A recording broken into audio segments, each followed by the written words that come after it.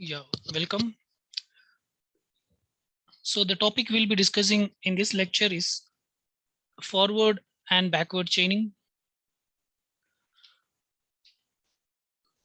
So in the last lecture, we have discussed about resolution. So resolution is an effective method of inference. Uh, the resolution technique is complete and sound. Sound in the sense whatever it infers that will be correct, and complete in the sense it can infer everything in the knowledge base. Um, but actually resolution is the time complexity of the resolution is quite high, and full power of the resolution is not required in most of the cases. Resolution is a powerful technique, and most of the cases it does not demand that much power. In in some of the real world knowledge bases, if we satisfy certain restrictions, what is these restrictions we will understand soon. In some of the real world knowledge bases, if we satisfy certain restrictions, then we can use more efficient inference algorithms provided these restrictions were satisfied. So here the point is, we are not saying that there is some algorithm which is much better than resolution. So resolution is applicable to resolution is applicable without any restrictions, right, to a particular problem. But say that in some knowledge bases, if they satisfy certain restrictions, if the given knowledge base satisfies certain restrictions, then we can have some efficient inference algorithms which are better than resolution. And such inference algorithms are forward and backward chaining, right? So the point here is we cannot use forward and backward chaining every time for all cases. Forward and backward chaining can be used only if the knowledge base satisfies certain restrictions. If those restrictions were not satisfied, then obviously you have to go with resolution. But if those restrictions were satisfied, then we can go with some efficient inference algorithms, which is nothing but forward chaining and backward chaining. So this is the what do you call? This is the motivation behind this topic. So basically, why we are learning forward and backward chaining? Forward and backward chaining is also one type of inference mechanism. But already we have discussed a powerful inference mechanism, which is resolution, which is complete and sound. But its time complexity may be quite high, right?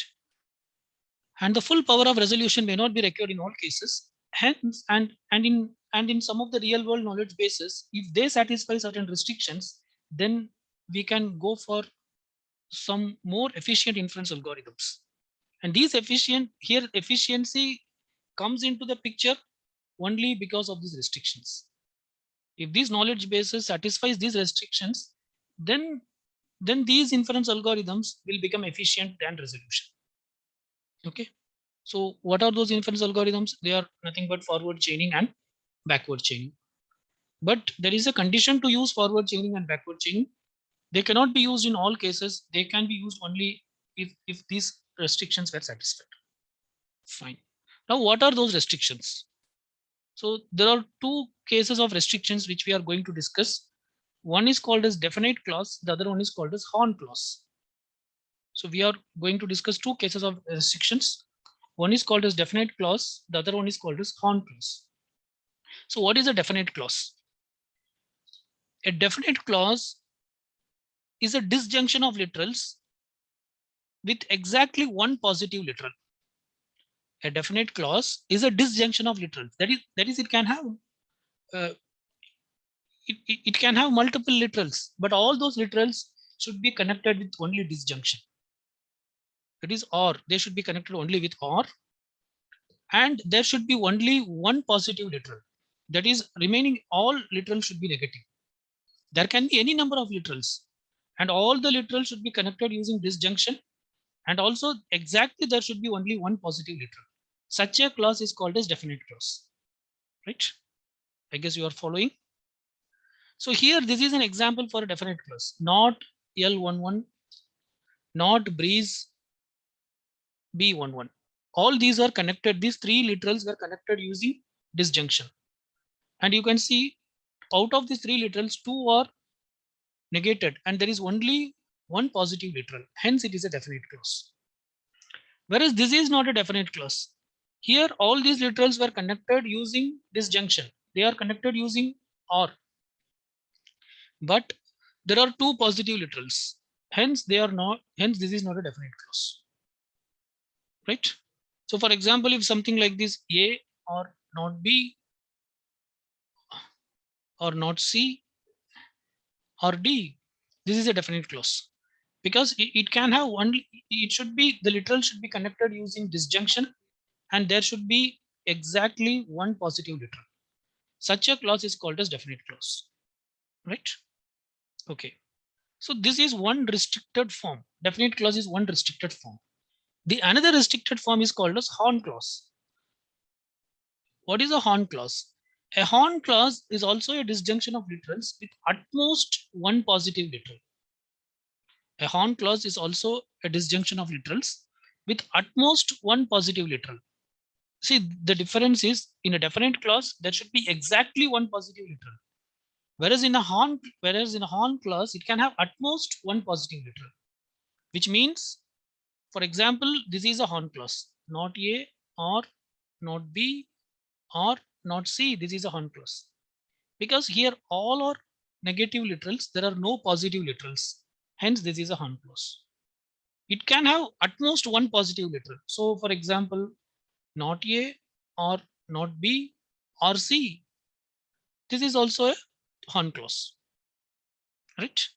So, so minimum it can have 0 positive literals and maximum it can have one positive literal. Such a clause is called as a horn clause. So, for example, not A or B or C. This is not a horn clause. This is also not a definite clause because definite clause should have only one positive literal.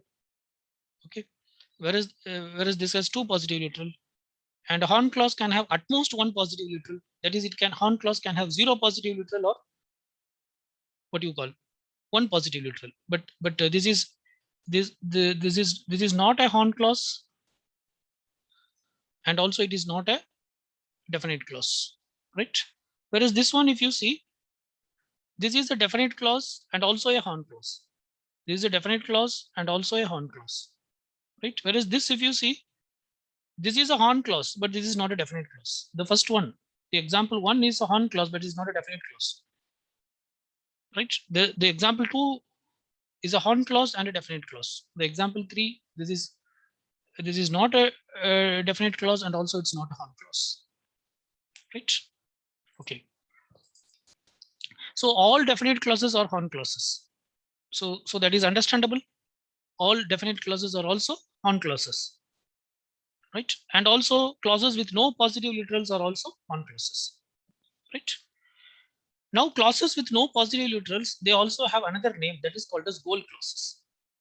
If a clause does not have any positive literal, then they are also called as goal clause. For example, if you have not A or not X or not P, here all are negative literals. There is no positive literals. So this is a goal clause. So you can call this as goal clause, or you can also call it as horn clause, right? Because horn clause is the one which contains at most one positive literal, right? So these are the restricted forms. These are the restricted forms which we are going to discuss in today's class. So yeah, so with this intro, let us get into the topic. So what we are going to discuss? So we are going to discuss forward chaining and backward chaining. Now the condition for applying forward chaining and backward chaining is, if you want to apply forward chaining or backward chaining, then all the clauses should be in definite clause. If for a particular problem, if all the clauses can be represented as definite clause or horn clause, then we can apply forward chaining or backward chaining, right? And why we are going for forward chaining and backward chaining when we have resolution in place? The reason is, if we are able to achieve forward chaining and or backward chaining, then the problem can be solved in linear amount of time of the knowledge base. Then the problem can be solved in linear amount of time of knowledge base, which may not be possible with resolution. So that is the reason why we are interested in forward chaining and backward chaining. But the condition is we will be able to use forward chaining and backward chaining only if you are able to represent all the rules. Only if you are able to represent all the rules as a definite clause or as a Horn clause. I guess it's clear. So with this intro, let us get into right. So to summarize, we are in today's session we are going to discuss about forward chaining and backward chaining, which is also one type of inference. So the immediate question comes is, why do we discuss forward chaining and backward chaining when we have already learned resolution, which is a powerful inference technique? Yes, no doubt that resolution is a powerful inference technique. It is sound and also it is complete, but its time complexity is quite high. Hence, we have another alternative called forward chaining and backward chaining. But we can use forward chaining and backward chaining if certain restricted cases or if we have certain restriction conditions that are satisfied. What are those restricted conditions? Those restricted conditions are definite clause or Horn clause. So for a given problem, if all the rules can be represented as a definite clause or a Horn clause, right, then we can apply forward chaining or backward chaining. Why we are applying forward chaining or backward chaining? Because if you apply forward chaining or backward chaining, then the problem can be solved in linear amount of time of the knowledge base, right? So with this intro, let us get into the actual concept of forward chaining and backward chaining, right? Okay, fine. So this we have already discussed. The what is Horn clause? We have a Horn clause can have at most one positive literal. So this is an example for a Horn clause, not P, not Q or V. This is a Horn clause, right? And this is also a Horn clause, not P or not W. But this is not a Horn clause because here there are two positive literals. And what's a definite clause? It has exactly one positive literal, right? Okay. Now, if something is in a definite clause, so if something is in a definite clause, then that can be represented in a different way. For example, consider this: negation of C or negation of B or A. Negation of C or negation of B or A. So this is an example for a definite clause. Now this can be written like this: C conjunction B implies A. Is that clear? So if there is a rule or if there is a statement which is represented in definite clause, then that can be represented like this, right? So for example, here we have not P or not Q or V. This can be represented as P and Q implies V, right? So this is very important. This rule is important. So because of this rule only, we are interested. Because of this representation only, we are interested in definite clauses. So if something is in the definite clause, immediately we can represent it in this way. Okay. If we represent it in this way, then what is our advantage? If we are able to represent something in this format, then what is our advantage?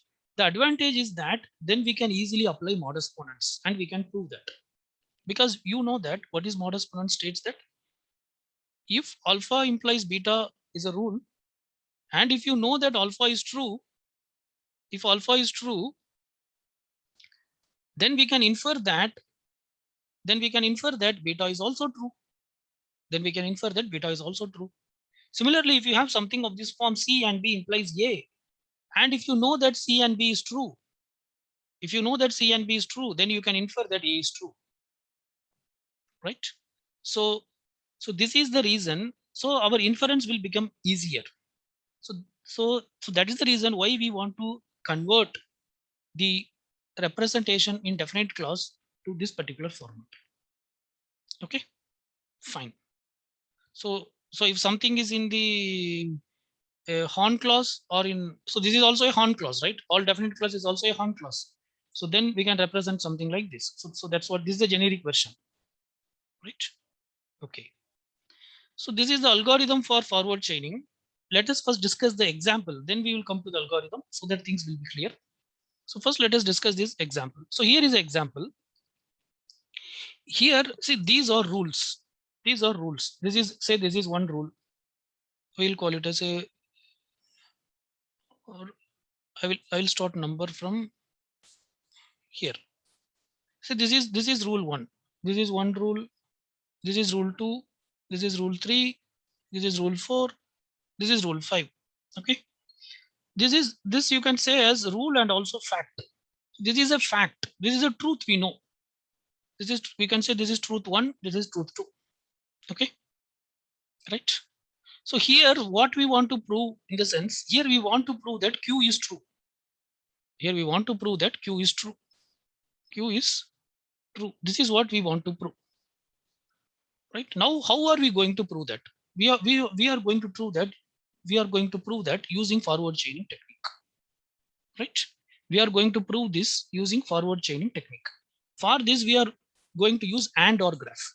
So if you recall, previously we have discussed AND OR graph. So that we are going to use here again, AND OR graph. So this entire thing, whatever all the rules and truth were here, these rules and truth, we are representing it as AND OR graph. Right? So let us start with the basic truth. What are the basic truth? We have A and B. A, B, right? So from A and B, we can infer what? L. So this A and B, here L comes, right? So this A and B are the basic truth. And from this, we are inferring this L, right? Okay, so that is how this diagram comes. So A and B, this arc, there is an arc which connects A and B, which represents it is AND. Okay, which represents it is AND. If A and B are true, then L is true. Okay, right? Similarly, B and L, or let us, yeah, B and L implies M. So this B and L. So here also there is arc. If both B and L are true, then M is true. Okay. Similarly, L and M implies P. If L and M are true, then we can infer P. Okay. Similarly, then A and P. So this is A, this is P. P we are taking from here. If A and P are true, so that is connected using this arc, then we can infer L. Okay, then also, so there are two ways of inferring L, either through A and P or through A and B, right? And if you know that P is true, so with L and M we can infer P. If you know that P is true, then from P we can infer Q. So this is what this diagram is about. Now, how we are, so this is just here I'm not explaining the diagram. We are not yet into forward chaining. So how the forward chaining works, that's we'll discuss. So for forward chaining, initially there will be a queue. This queue will be initially empty. Okay, this queue will be initially empty. First, what we'll be doing in this sense, we'll be adding one by one truth. So here, what are the truth? All these are rules. Only we have two truths, A and B. So A and B are the truth. So we will be adding one by one truth to this queue. So first truth, say let us add A, and you add A here, right? You add A here. Okay, but before that, okay, the A is added to the queue. Let us hold on. Let us hold on here. But before that, one more thing we should do. For all these rules, we have to work out something. If say take this rule, rule 1, A and B implies L. So this A and B implies L. In this rule, if you see, this A and B is called premise. The left side part is called as premise. The right side is called as conclusion, right? So for every rule, there is a left part and a right part. The left part is called as premise and the right part is called as conclusion. So for every conclusion, you have to find like how many premise it has. So this conclusion, this one, it has two premise. This one, it has two premise. This also, it has two premise. This also, it has two premise. This, it has only one premise. Right? This info, every conclusion, it has how many premise. This info should be updated in this AND OR graph. Right? Okay. So let us take A and B implies L. A and B implies L. So this implies L. This has how many premise? Two premise. So I'm adding 2 here because this is the connecting point. So here we are adding that 2. We are representing as 2. Okay, because this L conclusion, it depends on two premises. Okay. Similarly, A and P implies L. A and P implies L. So this junction, this conjunction, right? Here also via this path also there are two premises. Okay. Then B and L implies M. This is B and L implies M. Here also there are two premises, right? Then L and M implies P. This L and M implies P. So here also there is two premises. Then P implies Q. So P implies Q. Here there is only one premise, right? So this info we will update before starting with that Q. This info should be updated in the graph. Now we'll start with the Q. So in the Q, first we will add one by one facts. So we currently have only two facts, A and B. So we'll add A, which means we are going to explore A. So whichever the node we are going to explore, that I'm going to route it. So we are going to explore A, right? So when you explore A, here in all the rules you see, in whichever the rules where A comes at the premise. So one is in this rule A comes at the premise, and in this rule A comes at the premise. So wherever A is coming at the premise, you should reduce this number. Okay, because we are exploring it, because we know that A is true. A is true. So it means that that premise is satisfied. So here why we are adding this number represents that to prove that L is true, we have to satisfy two premise. Similarly, for rule 2, to prove that L is true, we have to satisfy two premise. Similarly, to satisfy M is true, we have to prove that M is true, we have to satisfy two premise, so on and so forth. Now we know that A is true and A is added to the Q. Hence, and A is connected with which rules? Rule 1 and rule 2. So for these two rules, we will decrement the number of premises to be satisfied. So this will become 1. This will also become 1. So that change we will reflect in the graph also. So here this 2, this A and B, this 2 becomes 1. Because we know that A is true now, as it is, as we added to the Q. So only the time at which it is added to the Q, we are making these changes, right? And A and L, A and P implies L. Out of that, we know that A is true. So this also will become 1, right? Okay, fine. Now what should we do? Now A we have explored, but still nothing has become 0. Nothing has become 0. Our objective is to make everything 0. Our objective is to make everything 0. Then only we can prove that Q is true. So let us add the second fact. A we have already added. Let us add the second fact B. Now when you add B, now we are going to explore B, right? So when you explore B, again you see where B is coming at the premise. B is coming at the premise here and here. So here now already it is 1, it will become 0. And here this 2 will become 1. Okay. So this B and A implies L, that will become 0. This path becomes 0, right? And there is another one which is, sorry, B and A implies L, that becomes 0. And another one is B and L implies M. Okay, L is not yet explored, so this will become 1. This will become 1. Okay. Now we know that A is true, B is true, and this A and B is true. We know that A and B is true, and this arc has already become 0, which means L is true. Which means L is true. So now we came to know that L is also true. So this is the third truth we come to know, right? So now we will add this new truth to the Q. So what is the truth we are going to add? L we are going to add to the Q. Okay. After adding L, now explore L. Now explore L. So when you explore L, again you see where L is coming in the premise. So L is coming in R3 and in R4. So for those places, we will reduce this number. So this will become 0 and this will become 1. So B and L, okay, B and L implies M. Already B is truth we know, L is truth we know. So B and L will obviously be true. So this will become 0, right? And L and M, L and M implies P. So we know that L is true. So this will become 1.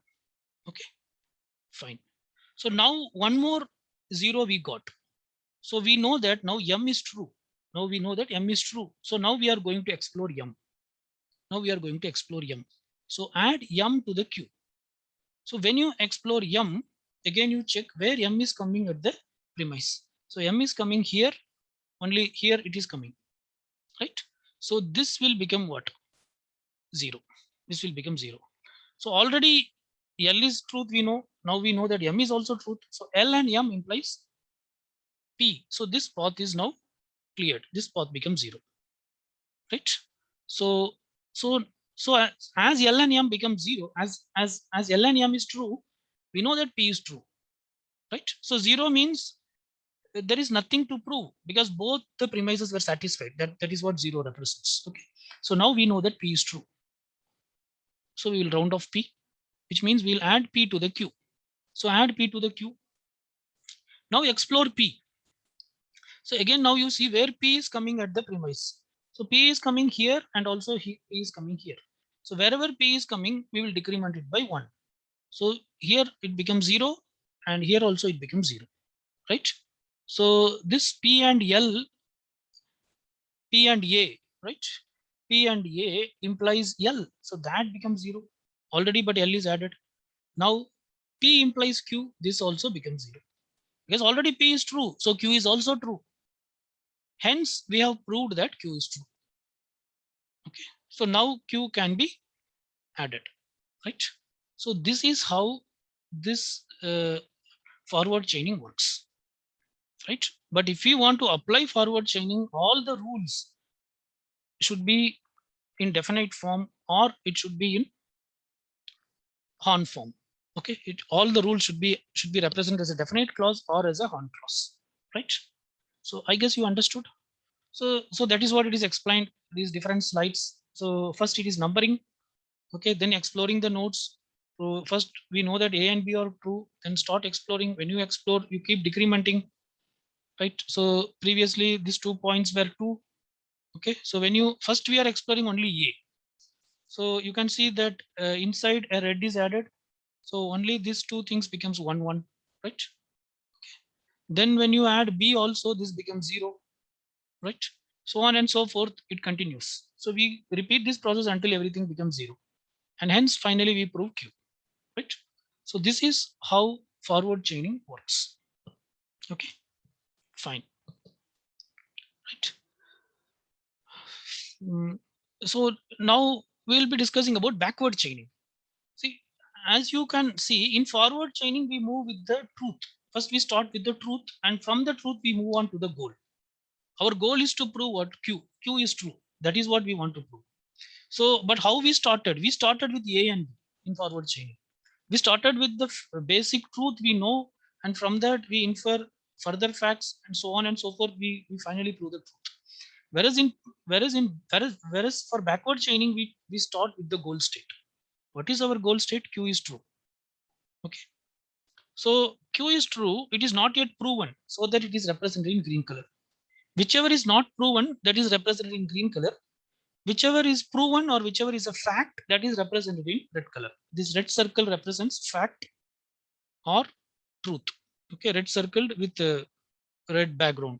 Okay, whereas this green circle represents it is yet to be proven. So we want to prove Q is true, but with backward chaining. If you want to prove Q is true, then first you should prove P is true. Okay, so P also we are circling, because to prove Q as true, we have to first prove P as true. If we want to prove P as true, then we have to prove L and M as true. Okay, so we are circling L and M, right? So this shaded means this means first we are starting with Q. We want to prove Q as true, but if you want to prove Q as true, then P should be proven. So to prove Q, P should be proven. So that is what P, that it means Q depends on P. That's what it means. Similarly, if you want to prove P as true, then L and M should be proven. Okay. If you want to prove L, then if you want to prove L, then A and P should be proven. A is a fact that we know. Okay, A is a fact that we know. But what about P? P we don't know. Okay. So we are circling A also as green and P also as green. A is a fact we know, but L cannot be derived until you confirm that P is true. So that still this is also green, right? Okay. But there is another way to prove L, that is by A and B. So along the path of A and B, we can prove L. Now there is no green around A, you can see, because A is true, we know, B is also true, we know. So we can prove L, right? So with this path, now we can make L as red, because if A and B are true, then L should be true. Okay. Hence we made L as red. Okay. Right. If L is true and B is true, then we can prove M. Right. So from L and B, we can prove M. Right. Okay. From L and M, we can prove P. From L and M, we can prove P. Okay. And from P, we can prove Q. So this is how backward chaining works. So in backward chaining, first we start with the goal and then we backtrack or we do some recursive kind of thing and hence we prove, right? So forward chaining is mainly used for data driven applications like object recognition or routine decision, something like that. And backward chaining or appropriate for problem solving, like where is the home, what is the result of equation, so on and so forth. Right. Now let us discuss the algorithm. So with this knowledge, now we can understand the algorithm for forward chaining, which we have initially left out. Okay. So this is the algorithm. So this is knowledge base. So knowledge base is nothing but all these rules. These rules are the knowledge bases, knowledge base. Okay. Not only rules and facts, everything is available in this knowledge base, right? So this algorithm takes this knowledge base as input and what it want to prove. It want to prove Q. It want to prove that Q is true, right? Count is equal to a table. Count of C is the number of symbols in C's premise, right? Count of C is the number of symbols in C's premise, which means we have many clauses. C represent clauses. We have many clauses, right? Each of these is clause. Each of these is a clause. P implies Q is a clause. L implies M is a clause. Sorry, L and M implies P is a clause. B and L implies M is a clause. So basically all these are clauses, right? So how we started initially, for this class, how many premise? For this class, how many premise?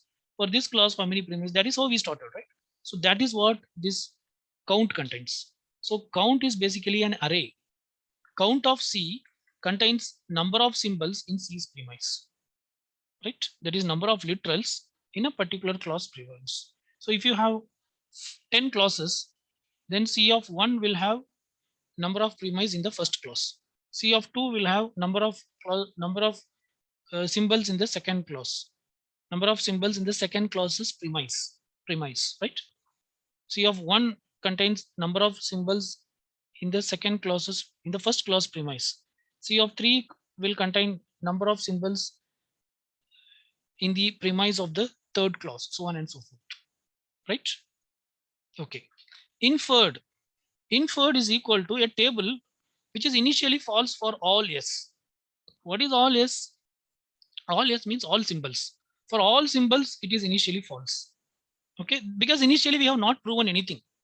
So initially we don't know. So if you consider this whatever we have discussed here, initially we don't know whether L is true or not, whether M is true or not. All those things we don't know. So initially, what is our assumption?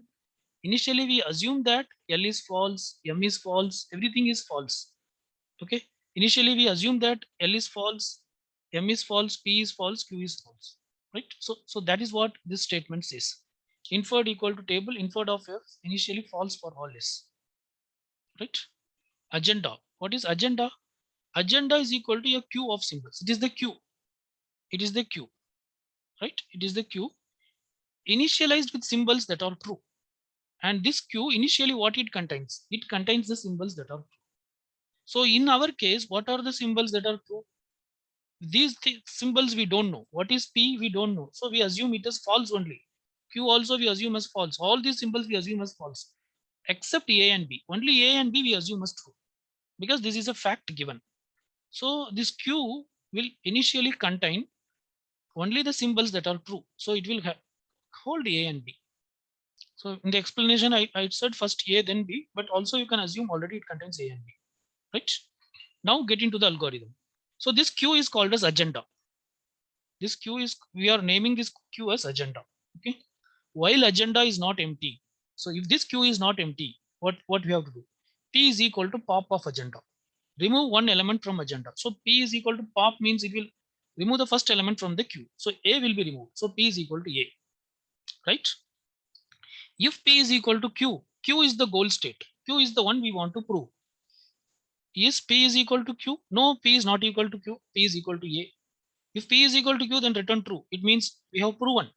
But no, in our case, P is not Q. Hence, come to the next statement.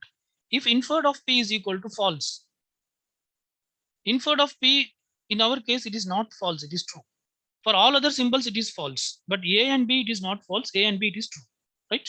So in our case, what are the symbols? If you see, these are the symbols Q, P, L, M, A, and B. Q, P, L, M, all these initially it will be set as false because we don't know what is whether they are true or not. But A and B are true, right? Because they are fact. So here that's what we are checking. If inferred of P is equal to false, inferred of P contains A is true. So so it is not false, right? If inferred of P is equal to false, then make it true. Okay, see this, what does it mean? Means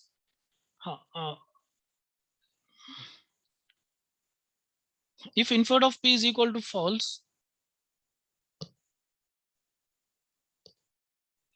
then make it true, right? Okay, sorry, see, let us understand it little different way, okay, for this algorithm sake, right?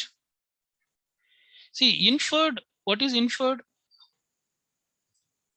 Inferred is a table, inferred is a table which is initially false for all s, that is it is false for all symbols.